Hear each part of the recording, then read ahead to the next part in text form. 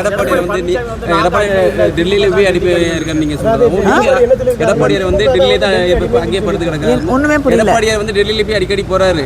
நீங்க மட்டும் ராகுல் காந்தி எப்படி பார்க்கலாம்னு சொல்லி பார்லிமெண்ட் டெல்லியில் இருக்குது. நான் ராகுல் காந்தியை அங்கே பார்க்காம வேறு எங்கே பார்க்க முடியும்? பார்லிமெண்ட் ஆரம்பிச்சிருச்சு.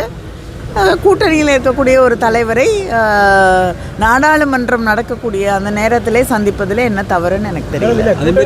அதோடு இல்லாமல் நான் வந்து அவரை சந்திக்க போகும்போது என்னோட முகத்தெல்லாம் நான் மூடிட்டு போகல, நேரடியாக தான் போயிட்டு நேரடியாக தான் வந்தேன். சம்பந்தமாக வந்து ராகுல் காந்தி இவங்கெல்லாம் வந்து அவங்க தான் போய் ரொம்ப கெஞ்சிக்கிட்டு இருக்காங்க, திமுக தான் கெஞ்சுறாங்க, அவங்க தான் வந்து டெல்லி அடிமைகள், நாங்கள் கிடையாது அப்படிங்கிற மாதிரி எடப்பாடி சொல்லியிருக்காரு. யார் யாருக்கு அடிமைன்னு அவருக்கு நல்லா தெரியும். இந்த ஆட்சியில் வந்து நீங்கள் ஒவ்வொரு குழுக்கள் போட்டு வெள்ளரிக்கை கொடுக்க மாட்டீங்க, ஒன்லி ஃபோட்டோ ஷூட் தான் எடுத்துக்கிட்டு. என்னதுங்க?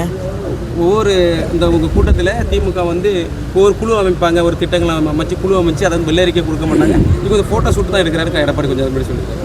எதுக்கு ஃபோட்டோ ஷூட் எடுக்கிறாங்க எனக்கு புரியல. எதுக்கு ஏங்க எல்லா திட்டங்களையும் தொடக்கியும் முதலமைச்சர் வைக்கிறாரு, நிறைவேற்றி முடித்து விட்டு திறப்பு விழாவுக்கும் வராரு.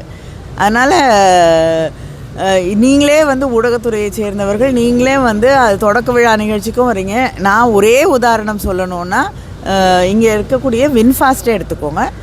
தொடக்க விழாவுக்கும் வந்தார். 18 மாதத்தில் அதோடைய நிறைவடைந்து அந்த ஃபஸ்ட்டு கார் ரோல் அவுட் ஆகிறதுக்கும் நிகழ்ச்சிக்கும் வந்து முதலமைச்சர் வந்தார். அப்படி தான் எல்லா நிகழ்ச்சிகளும் நடந்து கொண்டிருக்கிறது.